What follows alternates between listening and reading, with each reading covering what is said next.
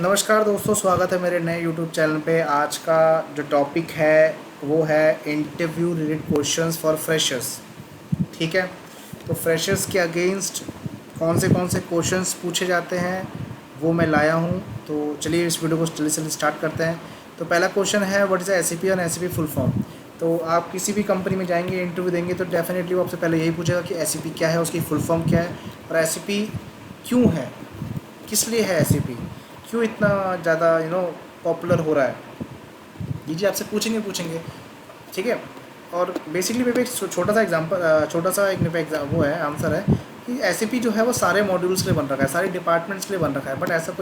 But इसके अलावा SAP के अलावा ऐसा कोई सॉफ्टवेयर नहीं है जो हर एक डिपार्टमेंट के लिए, हर एक डिपार्टमेंट के लिए, हर एक मॉड्यूल के लिए बन रखा हो।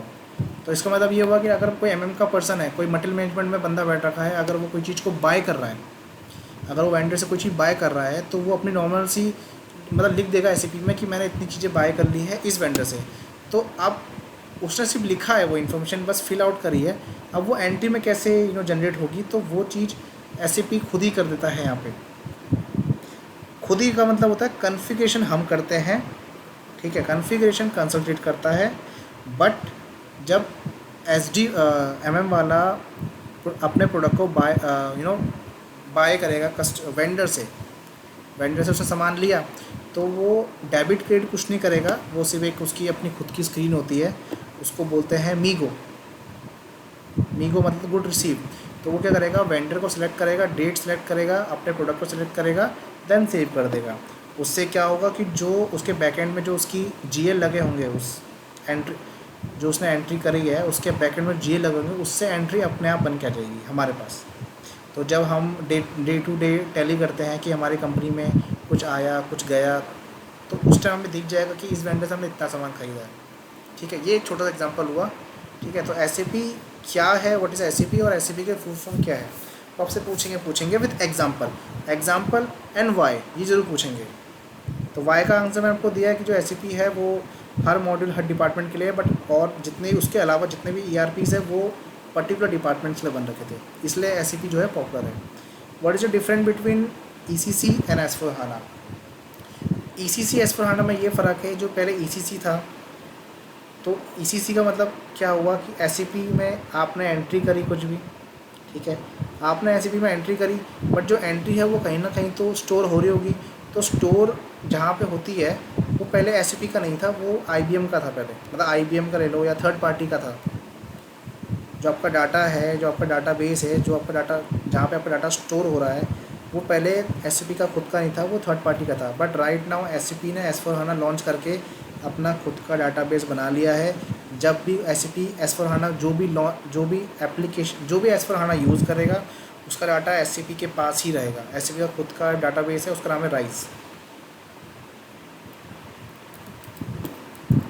ये डाटाबेस का नाम है। ठीक है, what are the tables for all the records. देखो, आप कुछ भी कर रहे हो, इनवॉइस बना रहे हो, पेमेंट कर रहे हो, वेंडर क्रिएट कर रहे हो, कस्टमर क्रिएट कर रहे हो, फिजिकल ईयर बना रहे हो, पोस्टिंग पीरियड, कुछ भी बना रहे हो, वो कहीं ना कहीं तो स्टोर होती है। और जहाँ भी स्टोर होती है वो टेबल, उस स्टोरेज, जहाँ भी वो चीज़ स्टोर होती है ना, उसका नाम है टेबल। ठीक है, उसका नाम है टेबल। तो देखो, एग्जांपल के लिए अगर आपने इनवॉइस बनाया तो उसकी पेमेंट होनी है, तो जब तक वो इन्वॉइस अभी ओपन में है तो उसके लिए अलग टेबल होती है। पर जब उस इन्वॉइस के अगेन पेमेंट हो जाती है तो फिर वो अलग टेबल में आ जाती है। समझ रहे हो आप। और अब अगर मेरा कोई वेंडर मैं क्रिएट कर रहा हूँ, तो वेंडर कहाँ पे क्रिएट हो रहा है, टी कोड में क्रिएट हो रहा है। एक टी कोड से मैं वेंडर क्रिएट कर रहा हूँ, तो उस वेंडर की इन्फॉर्मेशन स्क्रीन पर तो दिख रही है, बट स्क्रीन के अलावा जहाँ पे वो स्टोर हो रही है उसे क्या बोलेंगे, उसे टेबल बोलेंगे। करेक्ट, कहीं ना कहीं तो आपकी जो इन्फॉर्मेशन कहीं ना कहीं तो स्टोर होती है, उसे बोलते हैं टेबल। अगर टेबल के लिए अगर आपको और भी ज़्यादा इन्फॉर्मेशन चाहिए फॉर वेंडर, फॉर कस्टमर, तो मैं उसके लिए सेपरेट वीडियो बना दूंगा।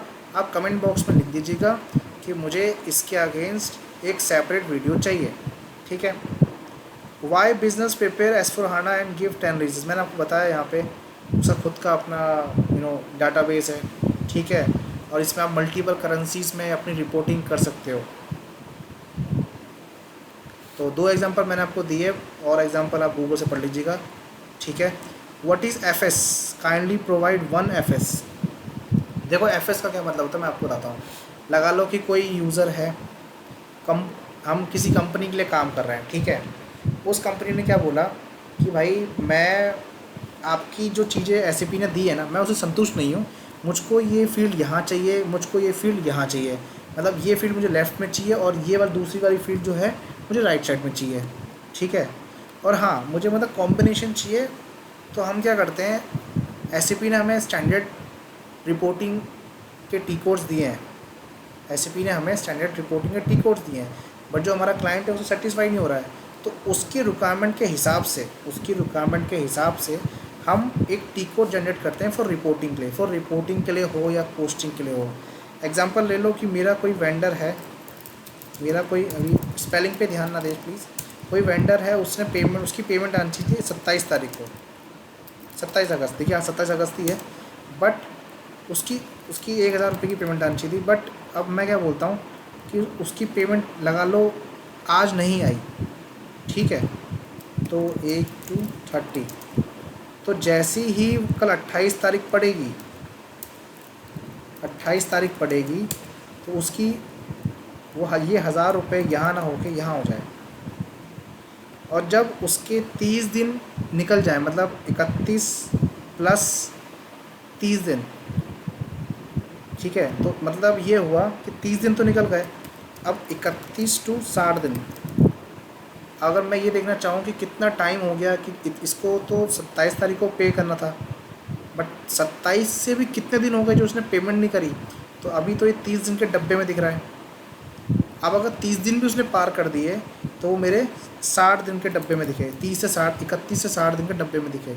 तो ऐसे रिपोर्टिंग कस्टमर क्लाइंट मांग लेता है, तो उसके लिए हमें क्या करना पड़ता है, टेबल से डाटा निकालना पड़ता है, टेबल को टेबल से जोड़ना पड़ता है, टेबल में से फील्ड निकालनी पड़ती है, और उस फील्ड से एफएस बनाना पड़ता है। तो अगर आपको एफएस की भी इंफॉर्मेशन चाहिए तो बता देना, मैं उसके लिए सेपरेट वीडियो बना दूंगा। आई होप आपको एग्जांपल सही लगा होगा कि 27 तारीख को मेरी पेमेंट आनी चाहिए थी, बट 27 को नहीं आई। आज लगा लो 10 अगस्त है, 10 सितंबर है, तो कम से कम 12 दिन हो गए, करेक्ट, 12 दिन हो गए। तो 12 दिन के हिसाब से 1 से 30 दिन के अंडर यहाँ पे आना चाहिए था, तो 12 दिन हो गए, तो ये जो अमाउंट है वो यहाँ पे आना चाहिए था। और जैसे ही, क्योंकि 27, आज लगा लो 10 सितंबर है, ठीक है, 10 सितंबर का मतलब ये हुआ कि अभी तक 12 दिन हो गए, उस बंदे ने 12 दिन तक, मेरे 12 दिन हो गए, अब तक पेमेंट नहीं आई, ड्यू डेट भी ख़त्म हो गई। तो मैंने क्राइटेरिया बनाया था कि भैया अगर किसी बंदे ने ड्यू डेट के बाद 30 दिन तक पेमेंट नहीं करी, तो वो अमाउंट इस डब्बे में आ जाए। तो अब 12 दिन हो गए, तो ये 30 दिन के दायरे में हुआ, तो 1,000 रुपये यहाँ दिख रहे हैं। तो ऐसी रिपोर्ट मांगता है क्लाइंट, ठीक है। Next, what are the uses of business area.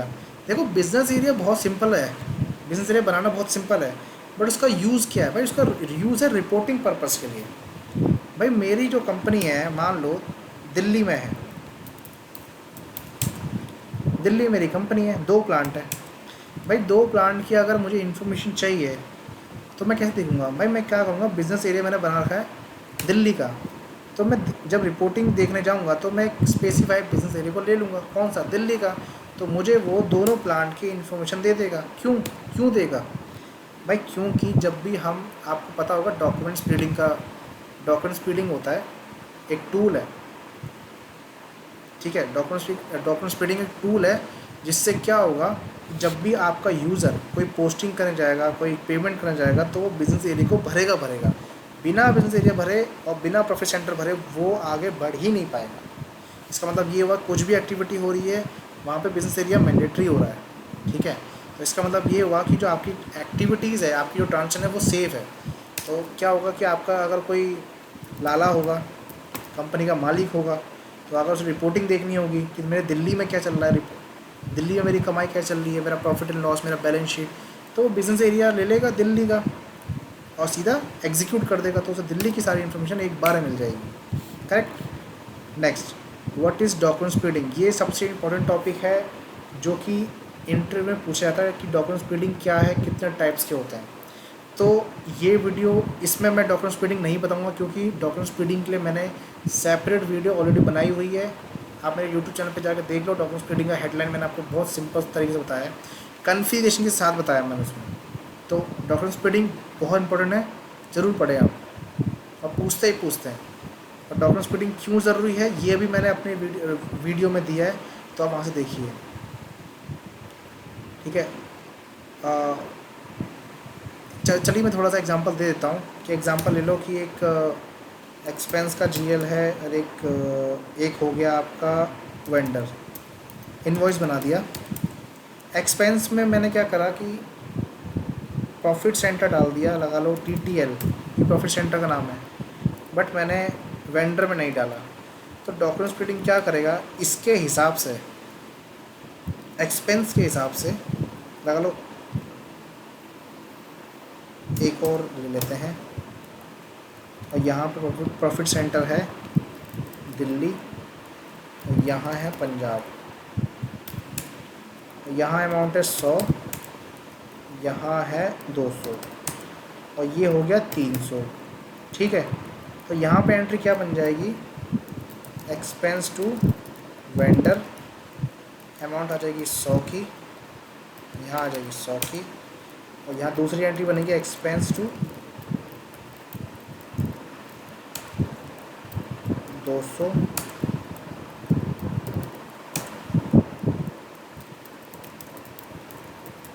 To vendor.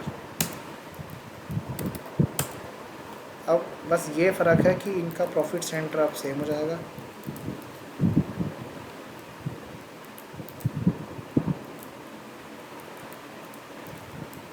ठीक है, देखो हमने ये एंट्री क्रिएट करी थी कि एक्सपेंस हुआ अलग अलग एरियाज़ में, एक जगह 100 रुपये का हुआ, एक जगह 200 रुपये का हुआ, पर वेंडर को टोटल 300 पे करना है। तो अब मुझे अगर सेपरेट देखना हो, मतलब इसके हिसाब से लोकेशन वाइज, तो कैसे देखूंगा, तो वो डॉक्यूमेंट स्पीडिंग कर देता है। देखो डॉक्यूमेंट स्पीडिंग में आप ये देखोगे, ये एंट्री जो है जैसे दिल्ली की है, और ये एंट्री जो है पंजाब की है। तो डॉक्यूमेंट स्पीडिंग ये करता है, ठीक है। सेपरेट वीडियो देख लो, मैंने अपने यूट्यूब चैनल पे दे रखी है, तो और ईजी पड़ेगा वो देखना, अंडरस्टैंडिंग बहुत अच्छी बनेगी उसमें आपकी, ठीक है। What is the difference between classic GL and new GL.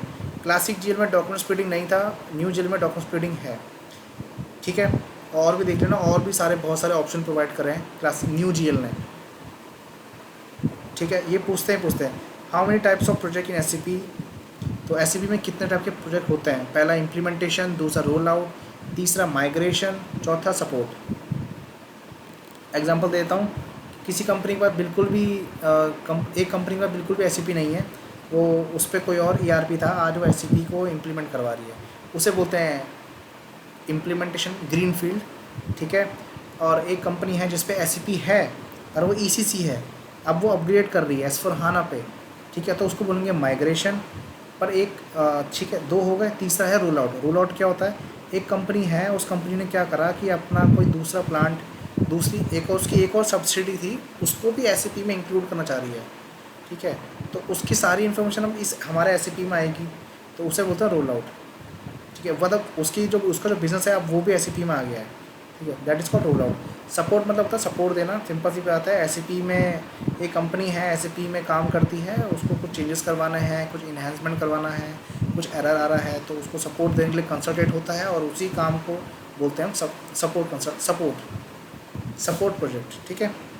तो व्हाट इज़ नेक्स्ट है, what is input service distribution and configuration. Input service distribution का मतलब बेसिकली मैं आपको बता देता हूँ कि एग्जांपल के लिए मान लो कि मेरे पास 3 प्लांट है, दिल्ली,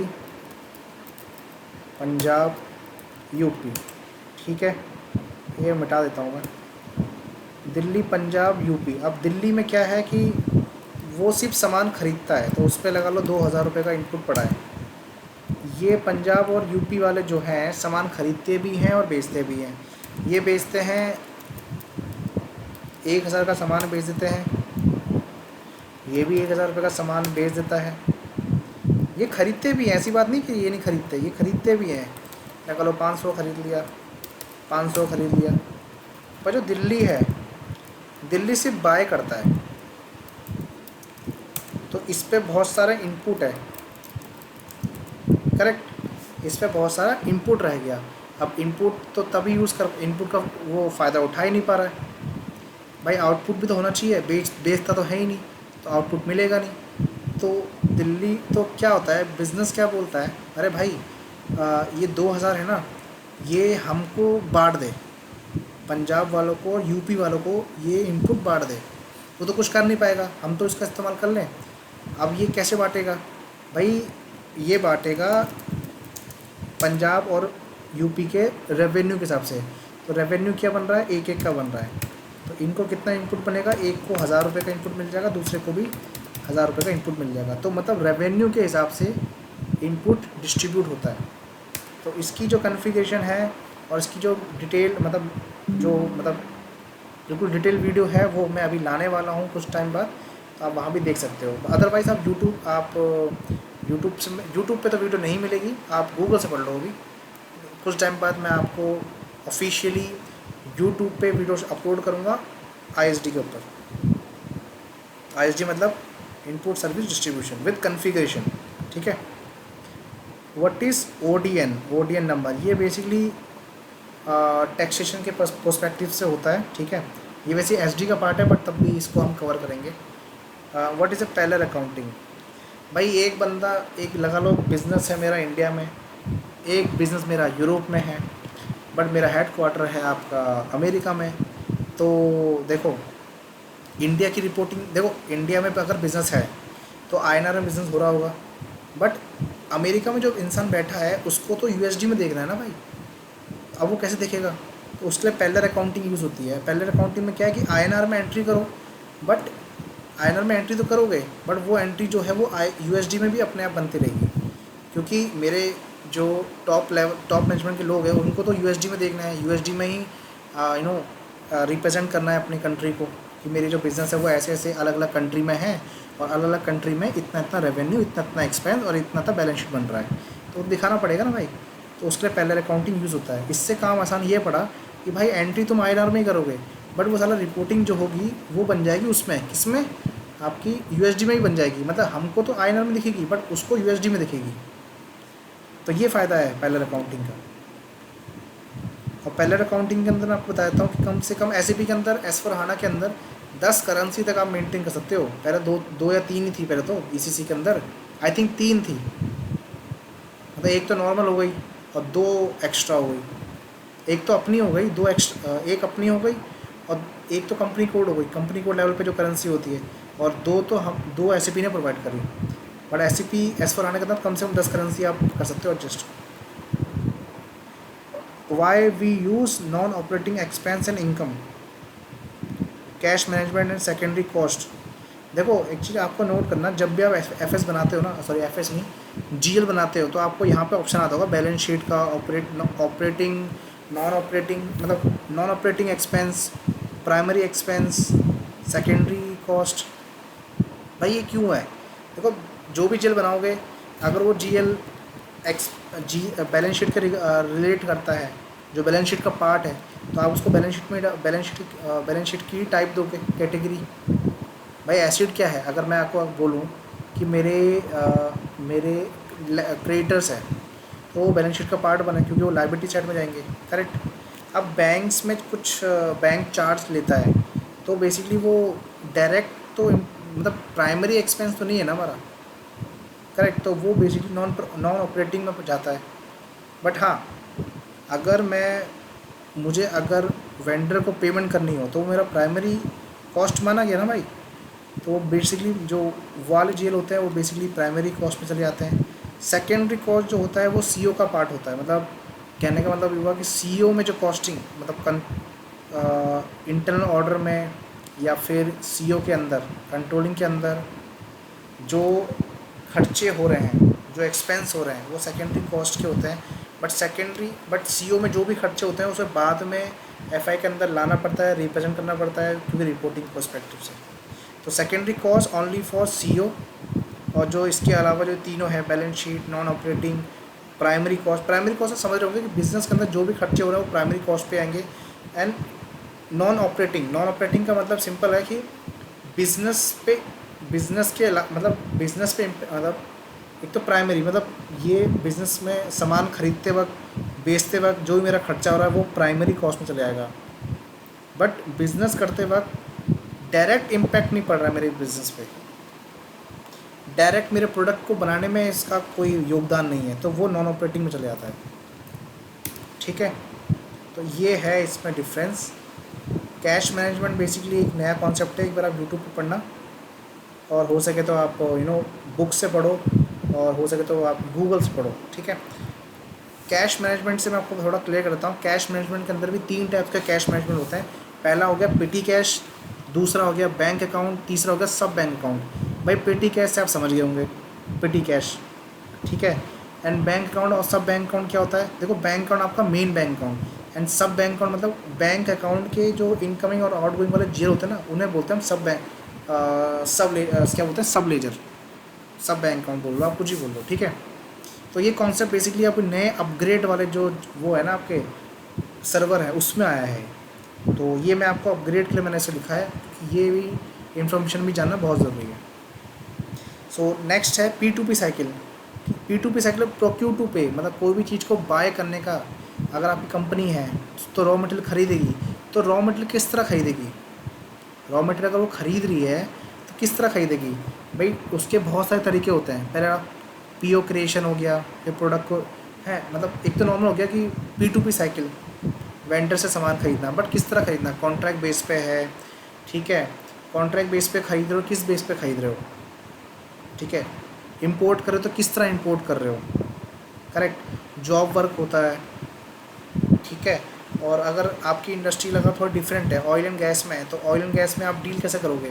कैसे आप ऑयल को बाय करोगे? कैसे आप गैस को बाय करोगे? कैसे डील करोगे? तो वो सारी चीज़ें होती है। जब भी आप कोई चीज़ को बाय करते हो तो वो P2P साइकिल में आती है। ठीक है, वेंडर से किस तरह डील करोगे, क्या क्या प्रोसीजर होंगे, वो सारी चीज़ आपके P2P में आती है। ठीक है, तो इसकी डिटेल वीडियो बन रही है, ये भी जल्दी आने वाली है। तो ये क्वेश्चन भी SP में बहुत ज़्यादा पूछा जाता है एज ए फ्रेशर लेवल पे। O2C, अब मैंने खरीदने की बात तो यहाँ मैंने कर दी P2P में, अब बेचना भी तो है सामान, तभी तो हमारी कंपनी की ग्रोथ होगी। तो O2C का मतलब होता है ऑर्डर टू कैश। कैसे सामान बेचोगे, कैसे कॉन्ट्रैक्ट, कैसे सब कॉन्ट्रैक्ट पे बेचोगे, कैसे बेचोगे, एक्सपोर्ट कैसे करोगे, प्रोसीजर, ऑल प्रोसीजर सब इसमें इंक्लूड है। ठीक है, तो इसकी भी डिटेल वीडियो बन जाएगी। What is BP, business partner क्या होता है, इसकी मैंने डिटेल वीडियो बना रखी है मैंने, आप यूट्यूब पे देख सकते हो मेरी, वेंडर मास्टर के नाम से। What is the use of OBYC? भाई देखो, मैंने आपको बताया था कि जब भी कोई MM वाला हो या SD वाला हो, वो अपना काम करेगा, उस पर अगर सामान आएगा तो वो अपने सिस्टम में डालेगा कि भाई इसको इतना सामान मिल गया है। वो एंट्री नहीं करेगा, वो सिर्फ अपनी सिस्टम में डाटा डालेगा, 10 क्वांटिटी आई है, इस वेंडर से आई है, यहाँ पे स्टोर हो रही है। अब वो एंट्री पर जब वो चीज़ें करता है तो उसके बैकएंड में मैंने बताया था GL सेट होते हैं, तो वो GL OBYC table T code में होते हैं। ये T कोड है, इसमें जाके आपको अपने GL सेट करने पड़ते हैं। ठीक है, इस किसके अगेंस्ट? P2P साइकिल में, O2C साइकिल में, जहाँ जहाँ पे आपके चीज़ें बाय होगी, सेल होगी, प्रोडक्शन होगा, कंजप्शन होगा, वहाँ पे आपको वो GL देने पड़ेंगे, जिससे जो एंट्री है ऑटोमेटिकली बन के आ जाए। How to maintain bank cheque lot and how to do bank reconciliation by which T code? तो देखो, आपको पता होगा जब भी आप बैंक के रिगार्डिंग बैंक में पेमेंट करोगे, वेंडर को पे करोगे, कस्टमर से रिसीव करोगे, तो मतलब पेमेंट करने के तरीके होते हैं। नेट बैंकिंग कर लो, चेक से दे दो। ठीक है, तो चेक को हम बोलते हैं यहाँ पे चेक, ये स्पेलिंग बोलते हैं। तो चेक लॉट भी हमें सेट करना पड़ता है, तो वो उसकी कॉन्फ़िगरेशन होती है, उसकी भी कॉन्फ़िगरेशन होती है, तो वो कैसे करोगे? ठीक है, और बैंक को रिकन्सिलेशन कैसे करोगे? इसका मतलब ये हुआ कि मेरे बैंक में 50,000 रुपये दिख रहे हैं, मतलब मेरे SCP में मुझे दिख रहे हैं मेरे इस बैंक में 50,000 रुपये हैं, बट जब मैं अकाउंट चेक करता हूँ तो मेरे दिखाते 40,000 रुपये। भाई ये क्या बात हो गई? तो पता लगता है कि 10,000 रुपये बाउंस हो गए, तो वो रिकन्सिलेशन तो करना पड़ेगा ना भाई। तो वो कैसे करोगे? तो SCP में वो चीज़ें भी पॉसिबल है। ठीक है, ये चीज़ भी पूछते हैं वो। What is a Fiori app and why we create bank account in Fiori app? भाई देखो, SAP ने बैंक्स बनाने के 3 तरीके होते हैं। बैंक की होनी चाहिए, हाउस बैंक, तीसरा होता है बैंक अकाउंट। अब ये दो चीज़ तो स्टार्टिंग ही बन जाती है एस के अंदर ही, बट बैंक अकाउंट बनाने के लिए आपको फ्योरी ऐप पे जाना पड़ेगा। फ्योरी ऐप भी एक एस का एक पार्ट है, ये भी एक मॉड्यूल है, सेपरेट मॉड्यूल। बेसिकली एप का पार्ट है, बट इसको फ्योरी को अलग ही मॉड्यूल प्रोवाइड मतलब बोल दिया गया है। ठीक है, अब फ्योरी में काफ़ी सारे ऑप्शन होते हैं। बैंक्स को बैंक अकाउंट मतलब बैंक अकाउंट के अंदर भी बहुत सारी चीज़ें होती है जो फिल आउट करनी पड़ती है। ये मतलब बहुत चीज़ें होती है जो कि फ्योरी ऐप प्रोवाइड कर रहा है ओनली। तो इसलिए अब जो भी बैंक अकाउंट बनेंगे वो फ्योरी ऐप पे बनेंगे। तो ये क्वेश्चन भी पूछे जाते हैं आपके इंटरव्यूज़ में। मंथ एंड एक्टिविटी के अंदर आपको क्या करना है, बैलेंस देखो। जब भी आपको प्रोविज़न बनाना पड़ेगा, डेप्रिसिएशन रन करनी पड़ेगी, बैलेंस शीट बनानी पड़ेगी, पीएनएल सेट करना पड़ेगा, बैंक रिकन्सिलिएशन होना चाहिए आपका परफेक्ट, जीएल्स भी रिकन्सिलाइज करना पड़ेगा, जीएल सेट मतलब। ठीक है, तो बहुत चीज़ें होती है। What is BDC, what is LSMW, LTMC, migration cockpit. भाई देखो, एससीपी दे के हमने यूज़र को उसकी जो लाइफ है वो इजी करी है। क्यों करी है, अब आप एग्जांपल लो, बीडीसी का एग्जांपल लूँगा और एलएसएनडब्ल्यू का एग्जांपल लूँगा। पहले बीडीसी का लेता हूँ। भाई एग्जांपल ले लो आप कि आपका बिज़नेस चल रहा है अमेज़ॉन से। अमेज़ॉन पे आपने क्या करे, 1000 इन्वॉइस, 1000 आपका सामान बिक गया, उसके अगेंस्ट आपको 1000 इन्वॉइस आपने बनाए होंगे, करेक्ट। अब 1000 के अगेंस्ट आपको पेमेंट आती है, लगा लो 10 करोड़ रुपए की। तो 10 करोड़ की एंट्री क्या मैं एक एक करके डालता रहूँगा क्या? आप बताओ, क्या मैं उसकी एंट्री एक एक करके डाल दूँगा कि हाँ भाई 15,000 रुपये इस वेंडर के हैं, 10,000 रुपये इस वेंडर के हैं, 25,000 रुपये इस वेंडर के हैं? भाई ऐसे तो मैं तंग हो जाऊँगा। तो बीडीसी ने क्या करा है, बीडीसी एक रिकॉर्डिंग टूल है जहाँ पर रिकॉर्डिंग करके एक कस्टम टी कोड बनाते हैं, और कस्टम टी कोड के अगेंस्ट हम एक एक्सेल फाइल यूज़र को देते हैं कि यूज़र भाई इसके अंदर अपने वेंडर की इन्फॉर्मेशन, वेंडर के अगेंस्ट जो पैसा आया वो, ठीक है, ये इतना चीज़ डाल दो, अपलोड कर दो, सारी एंट्री अपनी अपनी जगह पे हिट हो जाएगी। भाई 50 वेंडर है, हर वेंडर पे एक पे 25 है, एक पे 50 है, कोई दिक्कत नहीं है। वो चीज़ें एक्सेल पे डाल दो, एक बार में अपलोड कर दो, तो जहाँ 25 होगा उसका 25 क्लियर हो जाएगा, जहाँ 50,000 उसका इन्वॉइस बना होगा उसका 50,000 क्लियर हो जाएगा एक बार में, एक ही बार में। तो इसलिए बीटीसी बहुत कम आती है। अगर कोई इंस्टीट्यूट वाला आपसे बोलता है कि ऑटोमेटिक की कोई ज़रूरत नहीं है, तो उससे इतना पूछना कि यूज़र जो है एससीपी इतना पैसा लेता है, ठीक है, एससीपी इतना पैसा लेता है यूज़र की लाइफ को ईजी करने के लिए, नॉट अ हार्ड करने के लिए। ठीक है, तो यही एग्जांपल देना आप, अमेज़ोन वाला, फ्लिपकार्ट वाला। ठीक है, एलएसएनडब्ल्यू क्या होता है, एलएसएनडब्ल्यू एक टाइप की, ये भी एक टाइप की रिकॉर्डिंग है। ठीक है, एलएसएनडब्ल्यू जो है एक टाइप की रिकॉर्डिंग है। इसके अगेंस्ट मैं एक वीडियो बनाऊंगा। अभी मैं आपको एग्जांपल के लिए सिर्फ इतना बोल सकता हूँ कि अगर आपको कोई चीज़ अपलोड करनी है बहुत बड़ी मात्रा में, 1000 2000 क्वान्टिटी है, तो आप एलएसएनडब्ल्यू से एक बार में कर सकते हो। तो इसका डेमो मैं आपको दूंगा जल्दी, इसकी रिगार्डिंग वीडियो आएगी। तीसरा है एलटीएमसी। एलटीएमसी भी एलएसएनडब्ल्यू का अपग्रेड वर्जन है, बस मैं आपको इतना क्लियर करता हूँ, with more features, same to same है। और ये एलटीएमसी फ्यूरी से चलता है। और बीडीसी एलएसएनडब्ल्यू जो है वो एससीपी के अंदर है, तो वो मैं आपको दिखा सकता हूँ। एलटीएमसी जो थोड़ा इशू लगेगा। माइग्रेशन कॉकपिट जो है वो 2022 का नया अपग्रेड वर्जन है, जिसने एलटीएमसी को रिमूव करा है। एलटीएमसी अब 2022 वाले वर्जन में, एससीपी के 2022 वाले वर्जन में नहीं चलेगा। क्या चलेगा, माइग्रेशन कॉकपिट चलेगा। ठीक है, what is the configuration of TDS और जीएसटी की कॉन्फ़िगरेशन एससीपी कंसल्टेंट ही करता है, एससीपी को कंसल्टेंट ही करता है।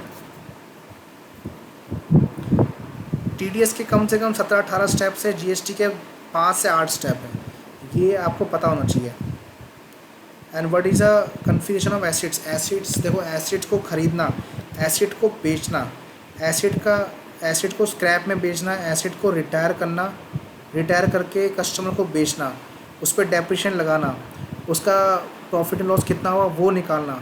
ठीक है, एसिड अंडर कंस्ट्रक्शन, भाई एक ऐसी एसिड है जो कि मैंने बाय करी है, एग्जांपल के लिए बिल्डिंग अभी बन रही है, तो अभी वो मुझे कोई आउटपुट दे नहीं रही है, तो उसको हम बोलते हैं एसिड अंडर कंस्ट्रक्शन, मतलब AUC। ठीक है, और वो बनती है इंटरनल ऑर्डर से। हाँ, मतलब वो मर्जी है, ठीक है, और विदाउट इंटरनल ऑर्डर ही बन सकती है, उसमें कोई दिक्कत नहीं है। अब हम आ गए SAP CO में। FI का तो हमारे क्वेश्चंस हो गए, ठीक है। अब आगे बात CO में। CO में क्या है, what is the use of profit centre, cost centre, provide reporting. Profit centre cost centre का यूज़ क्या है, क्यों बनाते हैं प्रॉफिट सेंटर कॉस्ट सेंटर, इसकी रिकॉर्डिंग मैंने बना रखी है, मतलब इसकी जो वीडियो है मैंने बना रखी है, आप देख सकते हो। और उसकी कैसे रिपोर्टिंग होती है वो, ये क्वेश्चन पूछा जाता है। Product costing configuration, product costing क्या होता है मैं आपको पहले क्लियर करता हूँ कि एक प्रोडक्ट को बनाने में मेरी कितनी कॉस्ट लगती है, वो सारी जानकारी प्रोडक्ट कॉस्टिंग में होती है। ये कॉन्फ़िगरेशन बेसिकली जो इंस्टीट्यूट वाले हैं वो नहीं पढ़ाते हैं कभी भी, क्योंकि उनकी बस की नहीं होती है पढ़ाने, क्योंकि इसमें लगता है टाइम, और आपको ऐसे भी के बारे में पता नहीं है, इसलिए वो आपको बताएगा भी नहीं प्रोडक्ट कॉस्टिंग के बारे में। इंटरनल ऑर्डर, इंटरनल ऑर्डर क्या है मैंने आपको बताया होगा कि इंटरनल ऑर्डर, मैंने कोई प्रोडक्ट को लॉन्च किया, उसके लिए मैंने कोई इवेंट रखा, ये इंटरनल पार्ट हुआ। इससे मैं कोई बिज़नेस का क्या मतलब हुआ, इंटरेक्शन कस्टमर से, वेंडर से, गवर्नमेंट से। पर इंटरनल ऑर्डर का क्या मतलब हुआ कि इंटरनल, ये इंटरनल एक्टिविटी के लिए होता है। लाइक मेरी कंपनी में 100 एम्प्लॉयज़ है और वो 100 मोबाइल फ़ोन यूज़ कर रहे हैं और वो सारे पोस्ट पेड है, तो कितना बिल आ रहा है, पर्टिकुलर एम्प्लॉय पे कितना खर्चा हो रहा है। ठीक है, मैंने कोई प्रोडक्ट को लॉन्च किया, उसका इवेंट रखा, तो इस इवेंट में उसी इवेंट के अंदर कितना खर्चा हुआ वो देखना। एक्सटर्नल अमाउंट ट्रांसफ़र, मतलब जो भी सीओ के अंदर जो भी खर्चे हुए वो सब ट्रांसफ़र करने होते हैं एफआई के अंदर। जो सीओ में जितनी भी एंट्री होती है वो सारी सेकेंडरी कॉस्ट से होती है, मैंने आपको पढ़ाया भी होगा यहाँ पे सेकेंडरी कॉस्ट। तो सीओ में जो भी एंट्री होगी वो सेकेंडरी कॉस्ट से होती है। ठीक है, और वो सेकेंडरी कॉस्ट की जो अमाउंट है वो सीधा फिर बाद में एफआई में ट्रांसफ़र करनी पड़ती है। ठीक है, ये क्वेश्चंस थे, बट इसके अलावा मुझे आपको एक चीज़ बतानी है कि क्वेश्चंस जानने से पहले आप पहले ये समझो कि एसएपी एफआई सीओ में क्या है। भाई एसएपी एफआई की बात करता हूँ, एफआई में ये है कि कितने, मेरी कंपनी है, मेरी कंपनी के ग्रुप का नाम मेरा ये है, ठीक है, और मेरे उसके 4 कंपनीज अलग अलग इंडस्ट्री में हैं, हम ये वाला अकाउंटिंग प्रिंसिपल यूज़ करते हैं। ठीक है, ये चीज़ें एसएपी की होती है, मतलब ये एफआई साइड से हमें देखना पड़ता है। जो मैंने लिखा ना ऑर्गेनाइजेशन स्ट्रक्चर, तो ऑर्गेनाइजेशन स्ट्रक्चर ही यही होता है कि भाई मेरी कंपनी ये है, मेरी कंपनी के चाइल्ड कंपनी ये है, इतने प्लांट हैं, इस लोकेशन पे हैं, इतने मेरे डिपो है, डिपो मतलब जहाँ से हम सामान बेचते हैं। ठीक है, प्लांट वहाँ जहाँ मैन्युफैक्चरिंग होती है। ठीक है, और उसके बाद ऑपरेटिंग एक्टिविटी, मतलब बेसिकली क्या हुआ कि कहाँ से हम सामान को बेचते हैं, कहाँ से ख़रीदते हैं, कहाँ से सेल करते हैं, रिपोर्टिंग कैसे करते हैं। जीएसटी टीडीएस की कॉन्फ़िगरेशन जो होती है वो एसएपी सीओ कंसल्टेंट बताता है। ठीक है, asset accounting configuration, asset accounting configuration overall 30 step है एसएपी एसेट कॉन्फ़िगरेशन के। ठीक है, तो ये एफआई सीओ के अंदर होता है। जीएसटी देखो, मैं आपको इसलिए ये जो क्वेश्चंस है ये सिर्फ इसलिए दे रहा हूँ क्योंकि ये जो मैंने वीडियो बनाई है सिर्फ उन्हीं के लिए बनाई है जो एसएपी फीको कंसल्टेंट की तैयारी कर रहे हैं ओनली। ये उन्हीं के लिए, ये वीडियो उन्हीं के लिए है, क्योंकि देखो करना क्या होता है, एसएपी फीको कंसल्टेंट को कोई कंपनी है उसको इम्प्लीमेंट करवाना है, तो इम्प्लीमेंट करवाने के लिए वो अपने आपको बिज़नेस को समझना पड़ेगा। भाई कितनी कंपनी है, कहाँ कहाँ है, कितने प्लांट हैं, कितने डिपो है, कौन सा फिजिकल यूज़ करती है, कौन सा अकाउंटिंग प्रिंसिपल यूज़ करती है। ठीक है, और उसका हेड क्वार्टर कहाँ पर है, कैसे सामान खरीदती है, कैसे बेचती है, बेचते वक्त कौन से तरीके यूज़ करती है, contract based, import based, domestic से कैसे खरीदती है, इंटरनेशनल कैसे खरीदती है। ठीक है, उसके बाद कैसे बेचती है, एक्सपोर्ट कैसे करती है, डोमेस्टिक हो, ठीक है, या इंटरनेशनल हो, या इंस्टीट्यूशन वाले होते हैं जो। ठीक है, रिपोर्टिंग कैसे चलती है, वो सब चीज़ें देखनी पड़ती है, और वो सब जो भी करोगे तो जीएसटी तो आएगा और टीडीएस भी आएगा। तो इन सब की कॉन्फ़िगरेशन पता होनी चाहिए एसएपी फीको कंसल्टेंट को। अगर आप किसी इंस्टीट्यूट में जा रहे हो, पढ़ रहे हो, तो आपको इसके बारे में पता होना चाहिए कि भैया ये मुझे इनकी कॉन्फ़िगरेशन चाहिए। ठीक है, मुझे इनकी कॉन्फ़िगरेशन चाहिए, मुझे ऊपर से मत बताओ। ठीक है, ऐसे ही सीओ के अंदर बहुत लोगों को जानकारी ही नहीं है कि सीओ में है ही क्या। मैं बताता हूँ आपको, सीओ में पहले आता है कॉस्ट सेंटर, प्रॉफिट सेंटर और कंट्रोलिंग, ये 3 तो आपको पता ही होंगे। ठीक है, चौथा है आपका वर्क ब्रेकडाउन स्ट्रक्चर। ठीक है, 5वां है आपका प्रोडक्ट कॉस्टिंग, भाई एक पर्टिकुलर प्रोडक्ट को बनाने में कितनी कॉस्ट आ रही है वो देखना होता है। तो प्रोडक्ट कॉस्टिंग बेसिकली कोई भी इंस्टीट्यूट नहीं पढ़ाएगा। क्योंकि वो चाहता ही नहीं वो आपको आप पे इतना टाइम स्पेंड करे। तो अगर आप अवेयर हो, अगर आपने मेरी वीडियो देखी है तो आप डेफिनेटली किसी इंस्टीट्यूट में जाने से पहले ये चीज़ जान लो, पूछ लो कि आप पढ़ाओगे नहीं पढ़ाओगे ये चीज़ें। ट्रैवल एक्सपेंस, ठीक है। और कूपा भी है। कूपा मतलब क्या है, प्रॉफिटेबिलिटी एनालिस्ट। भाई मेरे पर्टिकुलर डिपो में, पर्टिकुलर प्लांट में कितना कॉस्ट, मतलब कितनी कॉस्ट लगे, कितनी सेल हो रही है, कितना मेरा मार्जिन बच रहा है, वो सब कूपा का पार्ट होता है। कूपा सबसे बड़ा होता है सीओ के अंदर, ठीक है। इंटरनल ऑर्डर मैंने आपको बता दिया होगा, इंटरनल एक्टिविटीज़ के लिए होता है। तो आई होप आपको ये वीडियो अच्छी लगी होगी। तो इस वीडियो के माध्यम से अगर आपको लगता है कि मुझे इस टॉपिक के अंदर सेपरेट वीडियो बनानी चाहिए तो आप मुझे प्लीज़ गाइड करो, जिसकी वजह से मैं गाइड करो, मतलब मुझे बताओ जिससे मैं आपको वीडियो बनाऊँ बिल्कुल सेपरेट। अगर सेपरेट वीडियो चाहिए तो वो भी मैं बना दूँगा, उसमें कोई दिक्कत नहीं है, क्योंकि मैं एस के अगेंस्ट मैं बहुत सारी वीडियो बना रहा हूँ स्टेप बाय स्टेप, ठीक है। आपको कोई इशू नहीं आएगा। अगर आपको वीडियो अच्छी लगती है तो आप उसको लाइक कर सकते हो। Thank you.